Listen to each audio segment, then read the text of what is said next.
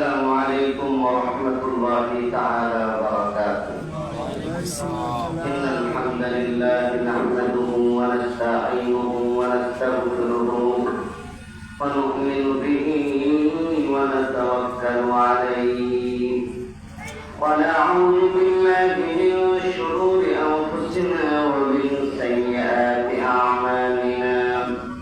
من يهده الله فلا مضل له ومن يضلله فلا هادي له. ونشهد أن لا إله إلا الله وحده لا شريك له. ونشهد أن سيدنا وسندنا وحبيبنا وطبيبنا ومحبوبنا ومرشدنا ومولانا محمدا عبده ورسوله أرسله بالحق بشيرا ونذيرا وداعيا إلى الله بإذنه وسراجا منيرا. أما بعد فقد قال الله سبحانه وتعالى في كلامه المجيد والفرقان الحميد: أعوذ بالله من الشيطان الرجيم. بسم الله الرحمن الرحيم. قل إن كنتم تحبون الله فاتبعوني يحببكم الله ويغفر لكم ذنوبكم والله غفور رحيم. وقال تعالى: وما آتاكم الرسول فخذوه وما نهاكم عنه فانتهوا. وقال رسول الله صلى الله عليه وسلم: من أحب سنتي فقد أحبني ومن أحبني كان معي في الجنة. وقال رسول الله صلى الله عليه وسلم: من تمسك بسنتي عند فساد أمتي فله أجر 100 شهيد، أو كما قال النبي عليه الصلاة والسلام. وقال الله سبحانه وتعالى في شأن حبيبه: إن الله وملائكته يصلون على النبي يا أيها الذين آمنوا صلوا عليه وسلموا تسليما. اللهم صل على محمد وعلى آل محمد كما صليت على إبراهيم وعلى آل إبراهيم إنك حميد مجيد. اللهم بارك على محمد وعلى آل محمد كما باركت على إبراهيم وعلى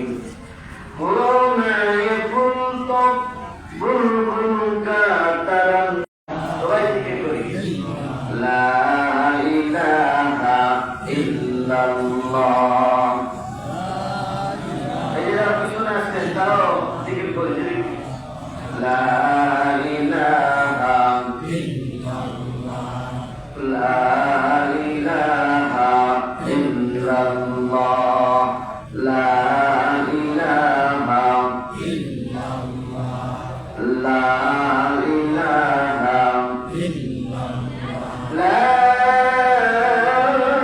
ইলাহা ইল্লাল্লাহ মুহাম্মাদুর রাসূলুল্লাহ সাল্লাল্লাহু আলাইহি ওয়াসাল্লাম।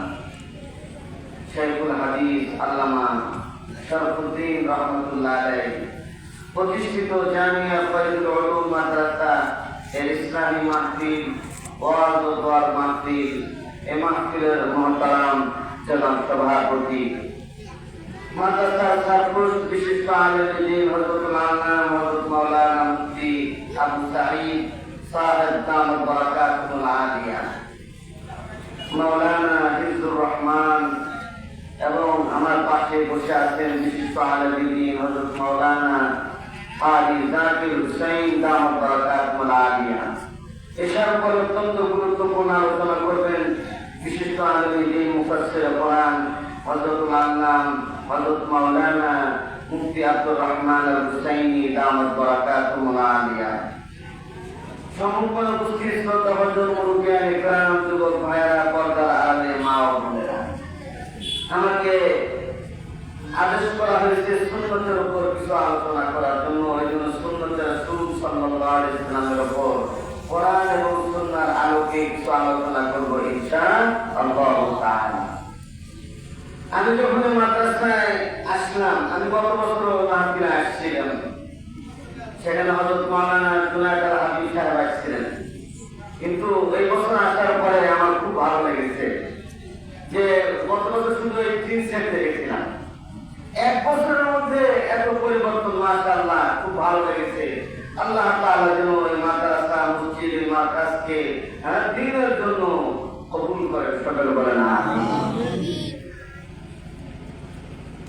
হযরত মাওলানা রশিদ আহমদ গাঙ্গুহি রহমাতুল্লাহ আলাইহি এক মার্কাজ ছিল, সেই মার্কাজের ব্যাপারে সরকারের কাছে রিপোর্ট গেল যে এখানে নাকি ট্রেনিং হয়। কি হয়? ট্রেনিং, জিহাদি ট্রেনিং হয়। কি হয়? জিহাদি ট্রেনিং। সরকারের গোয়েন্দারা বিভিন্ন ভাবে তথ্য তালাশ করলো যে এখানে আসলে হয়টা কি, লোকজনের অভাব নাই, আসতেছে, খাইতেছে, যাচ্ছে, ব্যাপারটা কি। 7-8 দিন ধরে তথ্য তালাশ করে দেখলো যে আসলে কোনো ট্রেনিং ট্রেনিং না, নামাজের ট্রেনিং হয়। কিসের ট্রেনিং? নামাজের ট্রেনিং, সুন্নতের ট্রেনিং হয়। যাওয়ার সময় তখন বলতেছে, হুজুর এত বড় খানকা, এত বড় মার্কাজ, এত বড় মাদ্রাসা মসজিদ কে আপনি চালান? হুজুর তাওয়াক্কাল আলাল্লাহ, আল্লাহই চালায়। হুজুর আমি তো সরকারের দায়িত্ব দিয়ে পাঠাইছিল, এখানে ট্রেনিং হয়, এইটা দেখার জন্য। এসে দেখি তো কোনো ট্রেনিং কিছু নেই, তা আমি একটু দিয়ে গেলাম আপনার মাদ্রাসায়। কিন্তু হিন্দু আসলে সে গোয়েন্দা ছিল হিন্দু মানুষ, আমি কিছু দিয়ে যাচ্ছি আপনাকে। এই যে আপনি দিয়ে গেলেন মহব্বত করে, আল্লাহই চালায় খানকা শরীফ, এই মাদ্রাসা, এই মার্কাজ। এই জন্য জামিয়া ফয়জুল উলুম মাদ্রাসা কে চালায়? জোরে জোরে বলেন, কে চালায়? আমরা চালাই, বলেন চালায় কে? আল্লাহ। এই জন্য আল্লাহ তাআলার খাজানায় কোনো কমতি নাই। আল্লাহ চাইলে এখানে এক বছরে কি 2টা বিল্ডিং হয়ে গেছে, 2 তলা। আল্লাহ চাইলে আরো 4-5 তলা হয়ে যেতে পারে, ঠিক না? আল্লাহ খাজানায় কোনো কমতি আছে বলেন? আল্লাহ তাআলা যেন মার্কাজকে দিন দুপুরনি রাত চুগুনি তার নসিব করে, বলেন আমিন।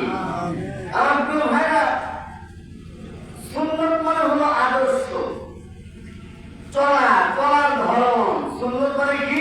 আদর্শ। সুন্নাত রাসূল, রাসূলের আদর্শ। রাসূল কিভাবে চলতেন, খাইতেন, পড়তেন, কিভাবে পেশাব করতেন, কিভাবে কি কাজ করতেন, এটাই হলো সুন্নাত। কিভাবে স্ত্রীদের সাথে আচার আচরণ করতেন, কিভাবে রাষ্ট্র পরিচালনা করতেন, এই সবগুলোই সুন্নতের অন্তর্ভুক্ত। আর সুন্নত এমন একটা দামি জিনিস, এই সুন্নতের মধ্যেই মুসলমানদের কামিয়াবি করে বলে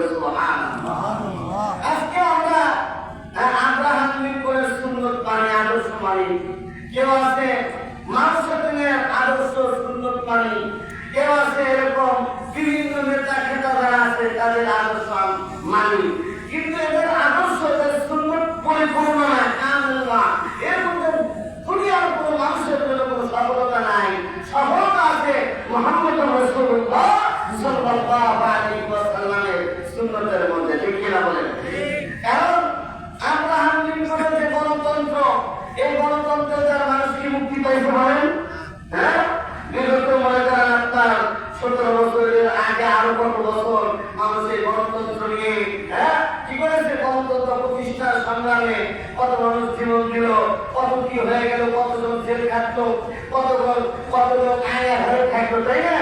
কিন্তু এর দ্বারা মানুষের মুক্তি হয় না, বুঝতে মানুষের এরকম আদর্শ দ্বারা মানুষের মুক্তি হয় নাই।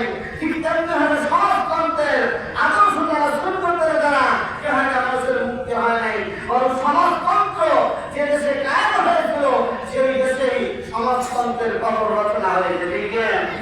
কিন্তু মদিনার নবী সরকার দোয়ালম নবী হযরত মুহাম্মদ সাল্লাল্লাহু আলাইহি ওয়াসাল্লাম মদিনায় বসে যে আদর্শ কায়েম করেছিলেন মানবতার মুক্তির জন্য, মানবতার সাফল্যের জন্য, যুগ যুগ ধরে পরীক্ষিত, যুগ যুগ ধরে মানুষ সেটা দেখেছে।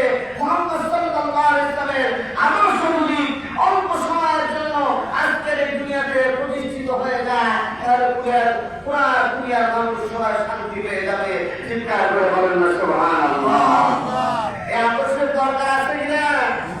হ্যাঁ, রাসূলের আদর্শের সুন্নতের পক্ষে কারা কারা আছেন দেখে আসবেন।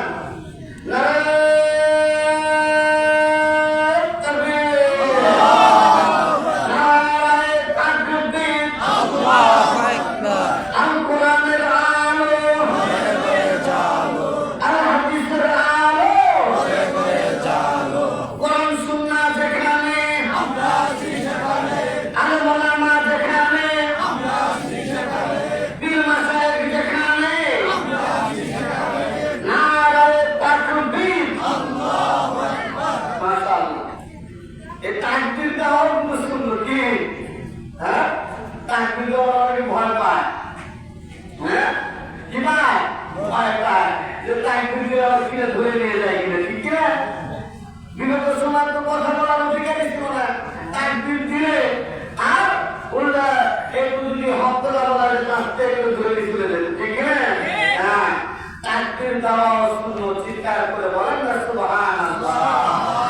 আল্লাহ রাসূল সাল্লাল্লাহু আলাইহি ওয়াসাল্লাম বদরের জিহাদে, বদরের যুদ্ধের মধ্যে ওরা ওই যে তাদের যে সমস্ত হুবুল আছে এদেরকে নিয়ে স্লোগান দেওয়া শুরু করলো। আবু সুফিয়ান স্লোগান দেয়, আরো বিভিন্ন ধরনের আবু জাহেল এও স্লোগান দেয়। তখন আল্লাহ রাসূল বললেন, ওমর তুমি বসে থাকা লাভ কি, তুমিও স্লোগান দাও, লিল্লাহি তাকবীর আল্লাহু আকবার, লিল্লাহি তাকবীর আল্লাহু আকবার। তাহলে এই তাকবীরের মধ্যে শক্তি আছে কিনা বলেন? আমরা আমেরিকাকে বলে দিতে চাই, আমরা ইন্ডিয়াকে বলে দিতে চাই, আমরা প্রাণী স্বার্থবাদী শক্তিদের বলে দিতে চাই, তোমাদের কাছে এরকম ভাবে অস্ত্র থাকতে হবে, তোমাদের কাছে পারমাণবিক বোমা থাকতে হবে, তোমাদের কাছে জেট বিমান থাকতে হবে। আল্লাহ সুবহানাহু ওয়া তাআলা আমাদের কাছে এমন একটা পারমাণবিক বোমা আমাদের কাছে দান করেছেন যে বোমার কাছে সমস্ত বোমা তছনছ হয়ে যায়। চিৎকার করে বলেন না সুবহানাল্লাহ। এই জন্য অন্তরের মধ্যে ইমানের চর্চা রাখতে হবে, ঠিক কিনা? হ্যাঁ, ভিজা বিড়াল হলে চলবে না, কি চলবে না? ভিজা বিড়াল হলে চলবে, সুফিও হতে হবে। আবার কি হতে হবে? যেরকম রশিদ আহমদ গাঙ্গুহি রাহমাতুল্লাহ আলাইহি আমিরুল মুজাহিদিন ছিলেন, ইংরেজ খেদা আন্দোলনের তিনি ছিলেন বীর সেনাপতি। এমনি হাকিম তাওয়াক্কুল্লাহ মুহাম্মদ হক রাহমাতুল্লাহ আলাইহি তিনি ছিলেন আমিরুল মুমিনিন, ঠিক কিনা? তাহলে আমাদের আকাদেমিরা যেহেতু সুন্নতের উপর আমল করছে, এই রাস্তাটা একটু ক্লিয়ার করলে ভালো হয়। তার যে একটু রাস্তাটা ক্লিয়ার করেন, এইদিকে অনেক রাস্তা, এদিকে অনেক জায়গা একটু লাইট নিয়ে যাওয়া ভালো। এখানে বসে আপনারা শুনেও আরাম পাবেন। আল্লাহ তাআলা সবাইকে তৌফিক দান করুন, আমিন। আমার প্রিয় ভাইরা, এই জন্য রাসূল কারীম সাল্লাল্লাহু আলাইহি ওয়াসাল্লাম এমন এক সুন্নত, এমন এক আদর্শ সমাজের মধ্যে কায়েম করে গিয়েছিলেন যা সর্বস্তরের মানুষের জন্য কল্যাণকর, সর্বস্তরের মানুষের জন্য উপকারী। এই জন্য আল্লাহ রাব্বুল আলামিন দুনিয়ার মানুষকে বললেন, ও দুনিয়ার মানুষেরা, তোমরা বিভিন্ন রাজনীতিবিদদের, বিভিন্ন লোকদের আদর্শ সুন্নত মানো, এর মধ্যে তোমাদের জন্য কোনো কামিয়াবি নাই, এর মধ্যে তোমাদের কোনো সফলতা নেই। আমি আল্লাহ বলে দিচ্ছি, কুনতুম তুহিব্বুনাল্লাহ, যদি তোমরা আল্লাহকে ভালোবাসো, আল্লাহকে ভালোবাসতে চাও, ফাত্তাবিউনি ইউহিব্বুকুমুল্লাহ, তাহলে আমার আদর্শের অনুসরণ করো, আল্লাহ তাআলা তোমাদের ভালোবাসবেন। আল্লাহর ভালোবাসা চাই কি চাই না? কারা কারা চান আল্লাহর ভালোবাসা? হাত উঠায় দেখেন, মাশাআল্লাহ। আল্লাহ তাআলার মহব্বত এবং ইশক আল্লাহ তাআলা আমাদের সবাইকে দান করুন, জোরে বলেন আমিন।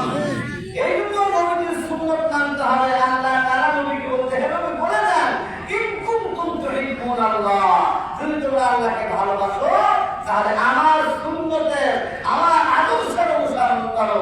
তাহলে আগে কি বলেন? দুইটা ফায়দা। এক নম্বর ফায়দা হলো আল্লাহ তোমাদেরকে ভালোবাসবেন। দুই নম্বর হলো আল্লাহ তাআলা ওয়ায়াগফির লাকুম যুনুবাকুম, আল্লাহ তাআলা সমস্ত গুনাহ মাফ করে দিবেন। চিৎকার করে বলেন না সুবহানাল্লাহ। এই জন্য দেখলাম যে মাগরিবের আগে মসজিদে প্রবেশের সুন্নাত বলা হলো। মসজিদে প্রবেশের সময় ডান পা আগে ঢুকানো সুন্নাত, তাই না? তারপরে দোয়া করা, তারপরে ইতিকাফ করে নিয়ত করা। এইভাবে বিসমিল্লাহি ওয়াস সালাতু ওয়াস সালামু আলা রাসূলিল্লাহ, আল্লাহুম্মা ইফতাহলি আবওয়াব রাহমাতিক। তারপরে ডান পা শুধু বাম পা থেকে জুতা করে ডান পায়ে মসজিদের মধ্যে প্রবেশ করানো, ইতিকাফ করে নিয়ত করা। কয়টা সুন্নাত হলো বলেন? পাঁচটা সুন্নাত। কয়টা? পাঁচটা সুন্নাত হলো। আল্লাহর নবী বিশ্ব নবী বলেন, হাদিসের মধ্যে আছে, قال رسول الله صلى الله عليه وسلم من تمسك بسنتي عند فساد أمتي فله أجر مئة شهيد। আল্লাহ নবী বলেন, যে কেউ আমার উম্মতের ক্রান্তিকালে আমার আদর্শকে, আমার সুন্নতকে আঁকড়ে ধরবে, আল্লাহ তাআলা তার আমলনামায় 100 গলা কাটা শহীদের সওয়াব দিয়ে দিবেন। একটা সুন্নত, পুরা সুন্নত মানলে আল্লাহ তাআলা 100 গলা কাটা শহীদের সওয়াব। শহীদের সওয়াব কারা কারা চান? সবাই চান, মাশাআল্লাহ। তাহলে সুন্নতের উপর আমল করতে হবে। সকাল 10টা থেকে তো সুন্নতের কি আলোচনা শুরু হয়েছে। এগুলো খালি শুনলেই হবে না। আর এখানে এসে কয়েকদিন কি এরকম ভাবে খালি শুনে শুনে চলে গেলেন, আমল বললেন না, তা কিন্তু হবে না। আমল করতে হবে, মনে রাখতে হবে, ঠিক কিনা? এখনের ওয়াজ তো হয়ে গেছে বললেন আওয়াজ, কি ওয়াজ হচ্ছে কি আওয়াজ। আওয়াজ দিলে তো বেশি দিতে পারবেন, কি একটা আওয়াজ হয়। আসল ওয়াজ তো এই সুন্নতের ওয়াজ, ঠিক কিনা? এই যে আপনারা পাঁচটা সুন্নত, বিসমিল্লাহ বলে প্রবেশ করা, দুরূদ শরীফ বলে প্রবেশ করা, ডান পা দিয়ে প্রবেশ করা, দোয়া করা, ইতিকাফ করে নিয়ত করা, পাঁচটা সুন্নত। ঠিক তেমনি ভাবে বের হওয়ার পাঁচটা সুন্নত। কি এরকম বাম পা দিয়ে বের হয়ে ডান পায়ের মধ্যে জুতা পরা, বিসমিল্লাহ পড়া, দুরূদ শরীফ পড়া, আবার দোয়া পড়া। বিসমিল্লাহি ওয়াস সালাতু ওয়াস সালামু আলা রাসূলিল্লাহ, আল্লাহুম্মা ইন্নী আসআলুকা মিন ফাদলিক। এইভাবে মসজিদে নববীর গেটে লেখা আছে। আমি দেখেছি এই দোয়াটা এইভাবে লেখা মসজিদে নববীর গেটে, বিসমিল্লাহি ওয়াস সালাতু ওয়াস সালামু আলা রাসূলিল্লাহ, আল্লাহুম্মা ইফতাহলি আবওয়াব রাহমাতিক। জোরে বলেন না সুবহানাল্লাহ। এই জন্য সুন্নতের আমল করবেন তো ইনশাআল্লাহ। আমার ভাইরা, আমরা মনে করি আল্লাহর কাছে তওবা করলে গুনাহ মাফ হয়। হ্যাঁ, মাফ হয় তো অবশ্যই, কিন্তু মনে রাখবেন সুন্নতের উপর আমল করলেও আল্লাহ তাআলা বান্দার গুনাহ মাফ করে দেন। জোরে জোরে বলেন না সুবহানাল্লাহ। রাগ না করা, এটা নবীর সুন্নত। কি রাগ না করা, এটা নবীর সুন্নত না? অহংকার না করা নবীর সুন্নত। বিনয় অবলম্বন করা নবীর সুন্নত, ঠিক কিনা? আল্লাহ নবীর কাছে একজন এসে বলল, বলবে আমাকে কিছু নসিহত করেন। আল্লাহ নবী বললেন, লা তাফাত, ও সাহাবী, আল্লাহর বান্দা রাগ করো না। আবার নসিহত করেন বলবি। নবী বললেন, লা তাফাত, তোমরা রাগ করো না। আবার বললেন নবী, আমাকে নসিহত করেন, লা তাফাত। তিনবার নবী রাগ করো না, গুসা হয় না,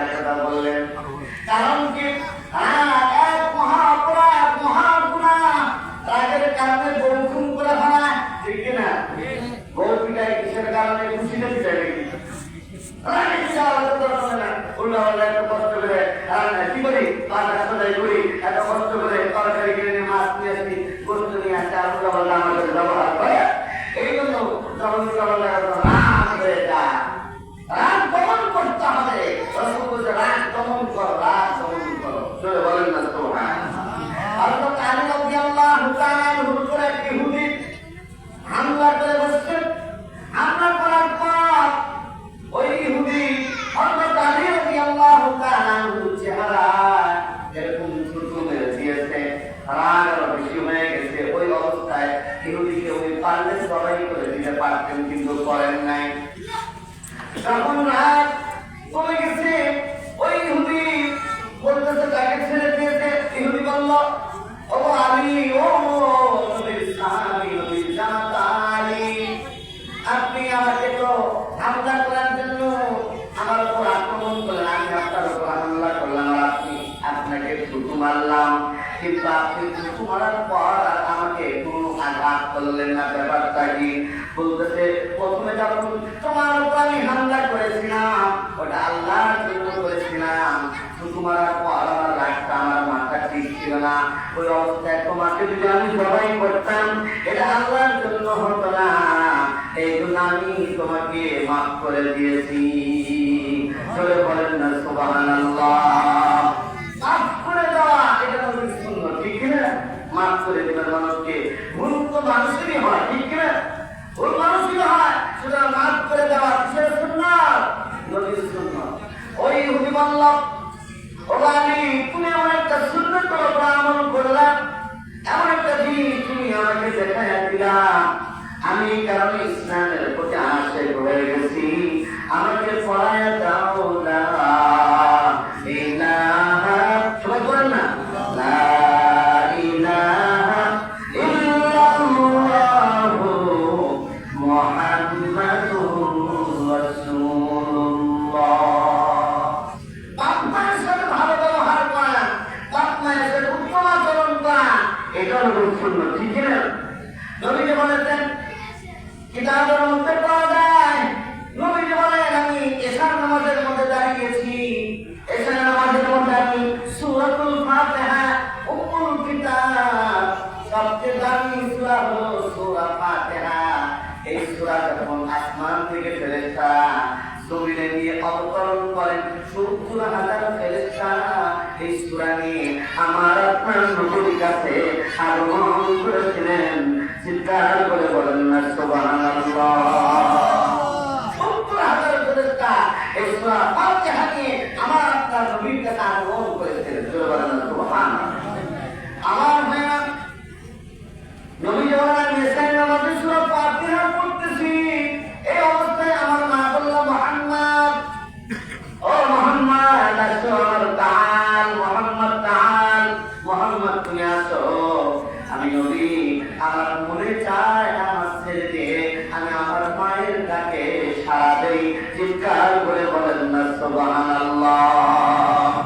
এই জন্য প্রিয় ভাইরা, যতটা আপনারা হন, যতটা প্রিয় হন, বুজুর্গ হন, আলেম হন, বাপ মা যদি নারাজ হয় তাহলে আমার আল্লাহ নারাজ, আর বাপ মা যদি সন্তুষ্ট থাকে আমার আল্লাহ সন্তুষ্ট।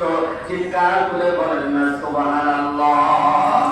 রিদার রাব্বি ফি রিদাল ওয়ালিদ ওয়া সাখাতুর রাব্বি ফি সাখাতিল ওয়ালিদ।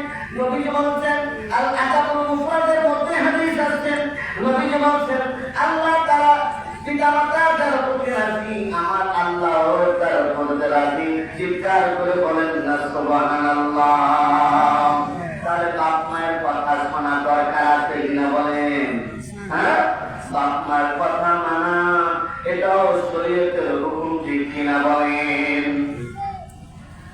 এক হাদিসে এক সন্তান প্রতি বছরই এরকম হজের সময় হজ খরচ করার পর হজ খরচ হয়ে গেছে, মা অসুস্থ, যখন হজের মৌসুম আসে তখন ওই হজের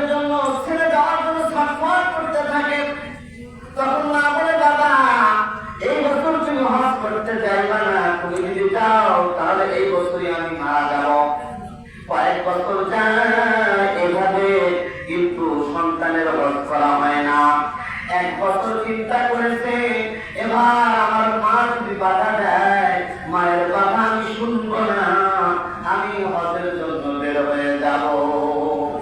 আমার প্রিয় ভাইয়া, ওই হজের মৌসুম যখন আসলো, হজের মৌসুমে সন্তান মায়ের কাছ থেকে বিদায় নিয়ে মাকে সন্তুষ্ট করে মায়ের খেদমত বাদ দিয়ে হজের সফরে রওনা হয়ে গেল। আগের দিনের সফর এত সহজ ছিল না।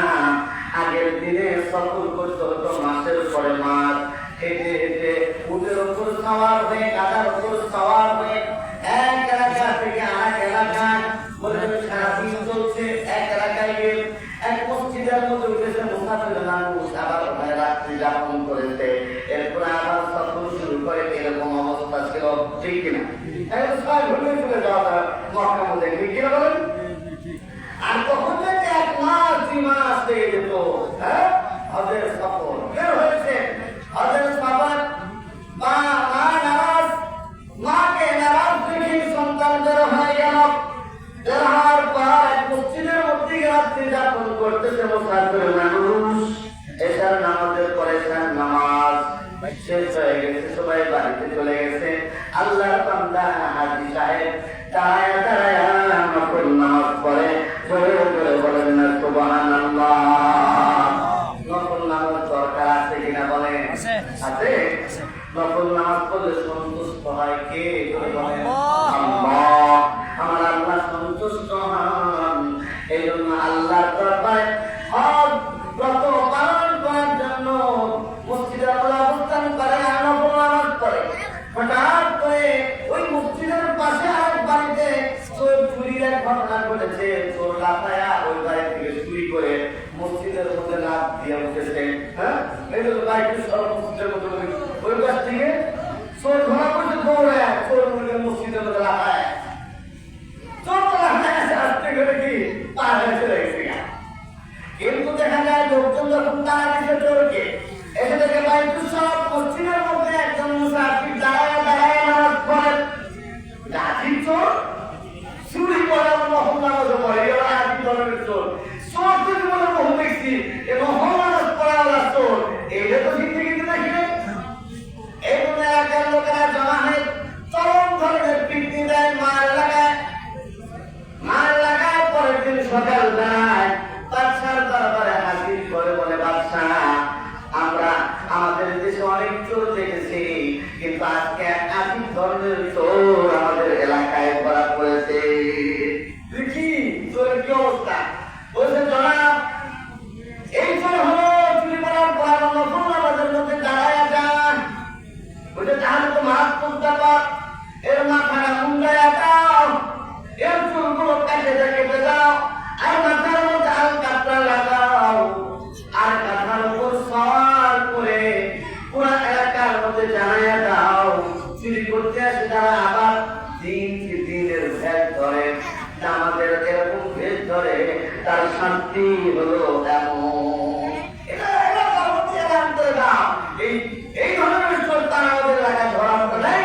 সুতরাং এর একটা দৃষ্টান্ত শান্তি হওয়া চায়। আমার প্রিয় ভাইরা, তখন ওই হাজী সাহেব বলতেছে, বাদশাহ আমজাদা, এর কথা না বলে আপনি এর কথা মানুষের মধ্যে প্রচার করে দেন, এর কথা মানুষের মধ্যে করে দেন। যে ব্যক্তি মায়ের কথা না শুনে হজ করতে যায়, তার শান্তি এরকম ভাবে আমার আল্লাহ দেয়। কি বাবা, এরকম কি বলো? হ্যাঁ, ঘটনাটা হলো অন্য আরেকটা ঘটনা। ঘটনা হলো, আমার মায়ের কথা না শুনে আমি এবছর হজে রওনা হয়ে গিয়েছিলাম।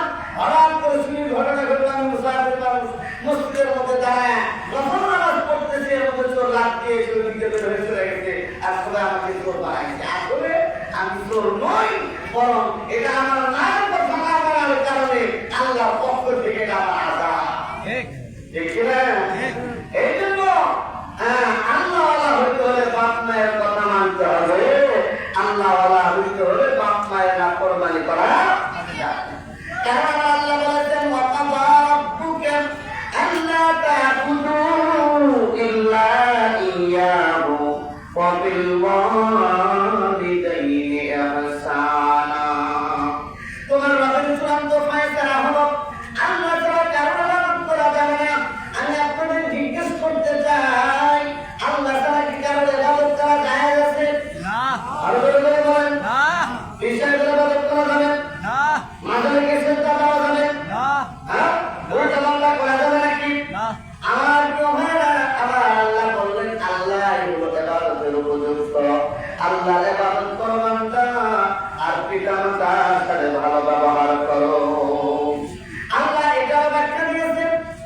ভাবে মায়ের সাথে, কেমন ভাবে বাপের সাথে ব্যবহার করবে। ও যুবকরা, কান লাগায় শোনো, আমার আল্লাহ তাআলা ব্যাখ্যা করে দিয়ে বলেছেন, ফালা তাকুল্লাহুমা উফ, এমন আচরণ মায়ের সাথে করা যাবে না, এমন ব্যবহার বাপের সাথে করা যাবে না। আফসোস করে পেরেশানিতে কষ্টে মা খুব শব্দ বলে, এমন শব্দ জবান থেকে বের করা যাবে না। খুব শব্দ বলে কষ্ট হয়, এমন শব্দ জবান সন্তানের বিপক্ষে না বলে, এরকম আল্লাহ তাআলা এরকম ভাবে কি করতে হবে, তার সাথে আচরণ করতে হবে। ওয়ালা তাকুল্লাহুমা ওয়ালা তানহারহুমা, বাপমাকে ধমক দেওয়া যাবে না।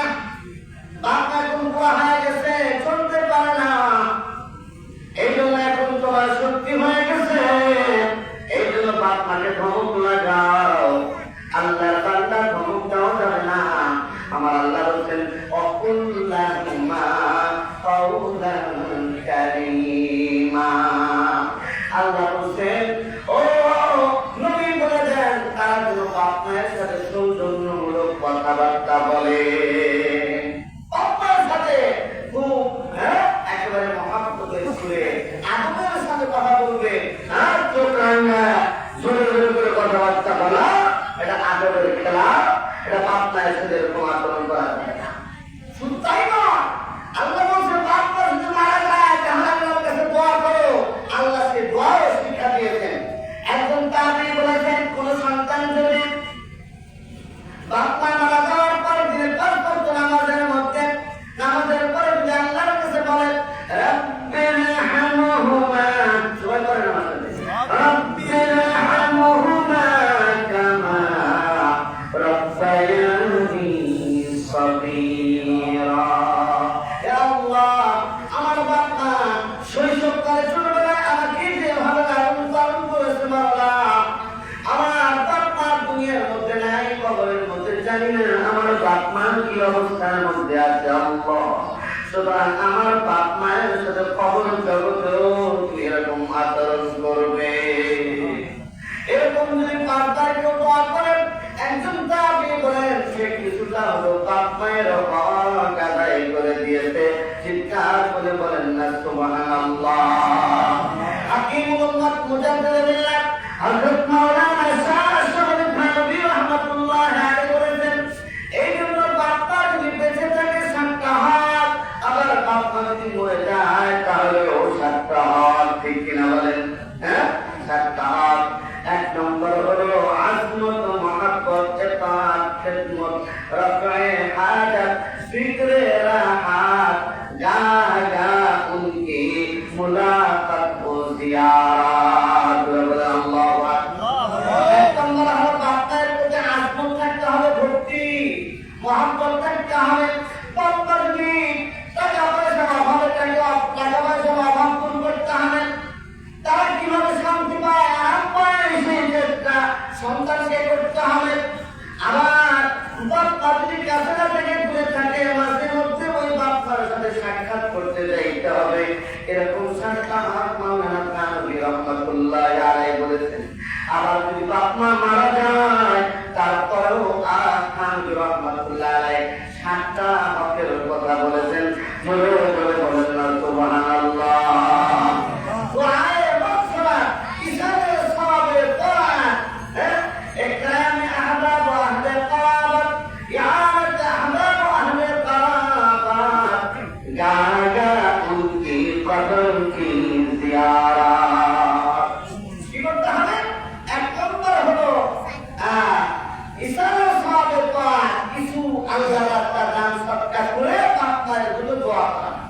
যেরকম জামিয়া ফায়জুল উলুমে আসছেন,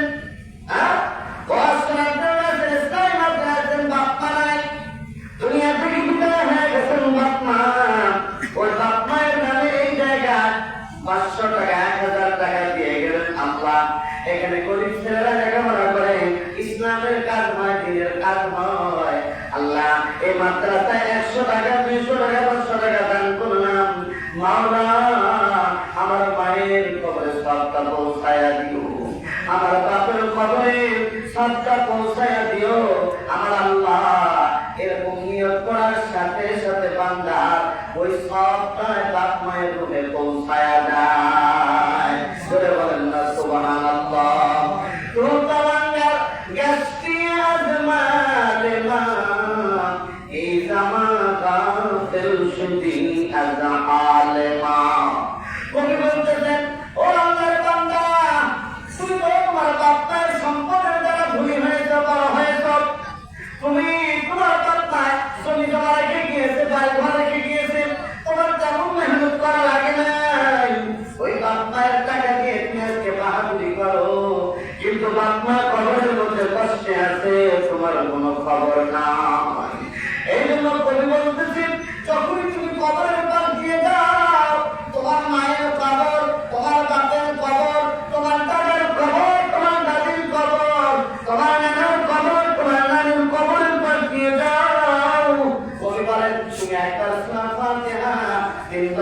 ইখলাস করে বকশিশ করে দাও।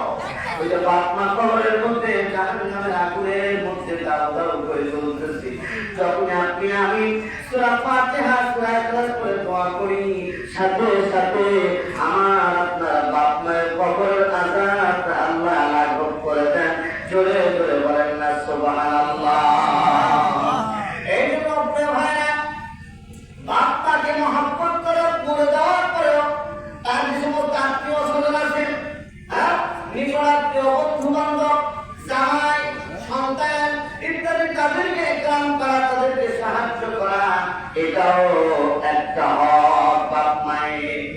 এক লোক ছিল, শুনছে যে বাপ মা মারা গেলে, বন্ধু বান্ধব মারা আসলে তখন তার জন্য ভালো আয়োজন করতে হবে, ভালো আয়োজন। এখন তার বাপের এক বন্ধু বেড়াইতে আসছে, বেড়াতে আসার পর ওই লোকটা তার বাড়িতে বিশাল করে একটা কুকুর ছিল, কুকুরটা জবাই করে রান্না বান্না করে, হ্যাঁ, কুকুরটা রান্না বান্না করে তার সঙ্গে শেষ করেছেন। তখন বস্তুটা ছিনতে পারে না, তারা এমন অবস্থা বলে তাই ছিনতে পারে না।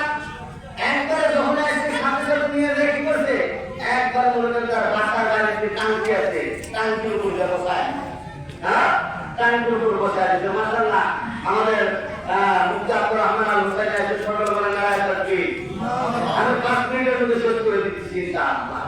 আমার ভাইরা একবার টাঙ্কির উপর নিয়ে যা বসাই দিচ্ছেন, তখন তো বুঝতে পারছি কি বাবা ভাই কি কারণ, বলছে আমার বাপ মরে গেছে, মরে যাওয়ার আগে বলছে আমার কোনো বন্ধু বান্ধব একটা 200 টাকা বসাবে, আমার বাড়ির সব 200 টাকা হলো টাঙ্কি, এই টাঙ্কির উপর দিয়ে যাবো। আর খাবার দিছে কুকুরের গোশত, বলছে কিভাবে খাওয়া যায় না, বলছে আমার বাড়িতে দামি আবার কিছু ছিল, মোট করে অনেক কিছু ছিল, কিন্তু কুকুরের থেকে দামদার কিছু ছিল না, এই জন্য এটা সবাই করে দিচ্ছি। এটা কেন করছে, নাউযুবিল্লাহ, জানি কুকুরের গোশত খাওয়া যায়। এই জন্য ভাইয়া আমি আপনাদের বলতেছি, নবীজি সাল্লাল্লাহু আলাইহি ওয়াসাল্লাম সুন্নাত মানব কি মানব না বলেন, হ্যাঁ, নবীজির সুন্নাত অনুযায়ী জিন্দেগি যদি যাপন করেন, তাহলে ঘরের মধ্যে শান্তি, সমাজের মধ্যে শান্তি, রাষ্ট্রের মধ্যে শান্তি। আল্লাহ রাসূল বলেন, মান আহাব্বা সুন্নতি ফাকাদ আহাব্বানি ওয়া মান আহাব্বানি কানা মা'ই ফিল জান্নাহ।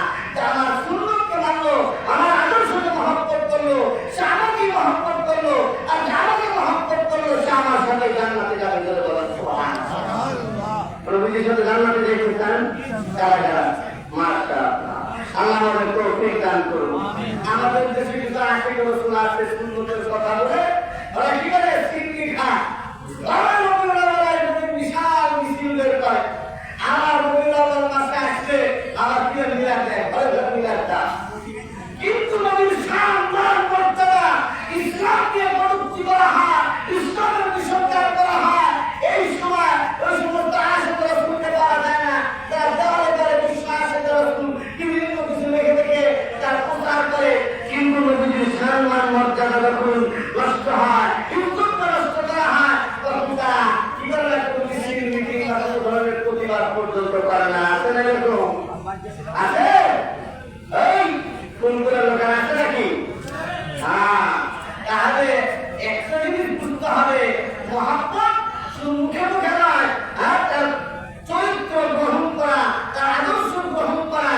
সুতরাং মাওলানা শরফুদ্দীন রহমাতুল্লাহ আলাইহি যারা মহব্বত করি, হ্যাঁ, মহব্বত এখানে মুখে মুখে এসে মহব্বত করলে তিনি কিভাবে চলছেন, তার আদর্শ, তার চরিত্র কেমন ছিল, কিভাবে খাইতেন, কিভাবে চলাফেরা করতেন, সাদা সুন্দর জিন্দগি যাপন করতেন, সেইগুলোকে আমাদের জীবনে করতে হবে, বাস্তবায়ন করতে হবে। ঠিক না?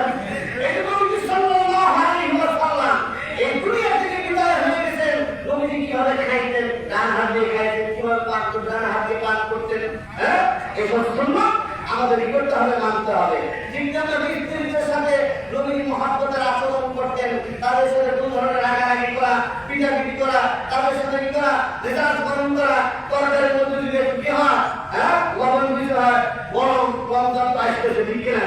এরকম রোজা রেখে মাথা গরম, আমার দিছে কি সোলা রুটের মধ্যে লবণ বেশি, আরো গরম, এই অবস্থায় তার আগে বেড়ে বেড়ে শুরু হয়, তার কি পরিস্থিতি হবে? ঠিক না? ওই রোজা থাকবে কি হবে, গজবের পরিণত হবে, ঠিক কিনা? এই জন্য নবী সাল্লাল্লাহু আলাইহি ওয়াসাল্লাম খাবারের কোনো দোষ ধরতেন না। তারা শুধু চেষ্টা করেছে এই অবস্থায় যদি কিছু ত্রুটি